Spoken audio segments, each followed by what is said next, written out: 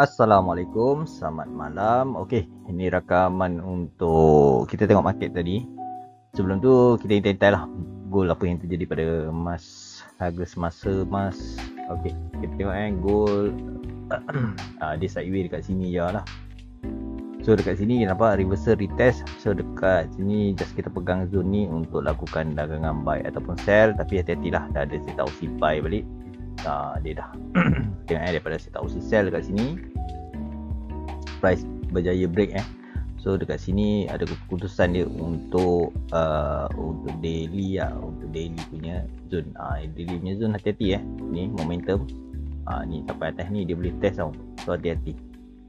So dekat sini kita peka saja dekat zone shadow ni.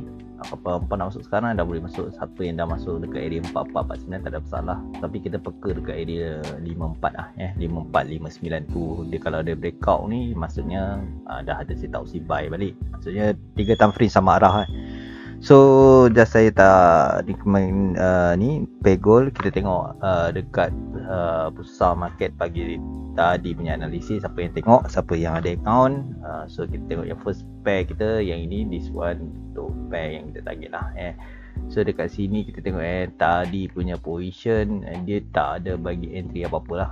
So siapa yang masuk dekat area 310 ataupun 3111 yang Q mungkin boleh dapat lah. Siapa yang terus menunggu di zone ni memang tak dapat lah. So berpandu pada momentum masih buy dan kita tunggu dia pullback untuk naikkan. Dan kita tengok daripada 310 dia naik 320, maksudnya dalam RM10 sahaja untuk satu lot. So dekat sini kita boleh peka juga untuk besok market ni, ataupun kita saya akan update pair baru lah. Mungkin yang ada modal bawah 300. Okey, kita tengok yang terjadi dekat pair Peter Lab Holding. Counter kedua kita PLABS. Kita menunggu di zone ni lah. Tapi price terus buat kenaikan tak ada masalah. Dia highest tadi dia naik lebih kurang dalam RM15 sahaja. So dekat sini tak ada masalah sebab kita berpandu pada momentum, masih lagi momentum buy. Dan ini ada dua pair yang kita target. Yang pair ketiga kita pair ketiga kita pikat. Sebab saya peka 3 pair ni sahaja untuk melakukan dagangan. Okay, kita tengok pair yang ini, apa yang terjadi pada market ni. Dan ini kita dapat lah. Tadi saya pun masuk juga.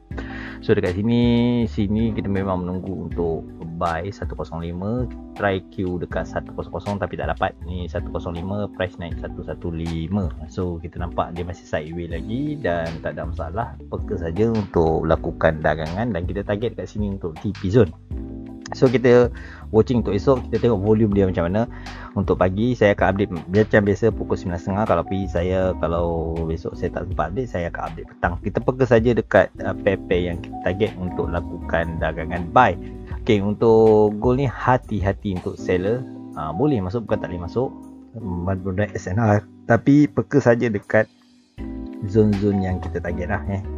So dekat sini masih lagi dia sideways kita nampak, tapi dia ada chances untuk cocok atas ni baru dia buat penurunan. Ataupun siapa dah ni masuk sell tak ada masalah, pastikan minimum SL, price boleh cocok dekat area 5459. Kita jumpa next video. Thank you yang support. Siapa tak ada akaun boleh klik kat bawah. Siapa nak buka akaun boleh klik kat bawah. So saya recommended sebab dia ada lesen dekat Malaysia. Kita ikut rule Malaysia saja. Kita jumpa next video. Assalamualaikum, selamat malam semua.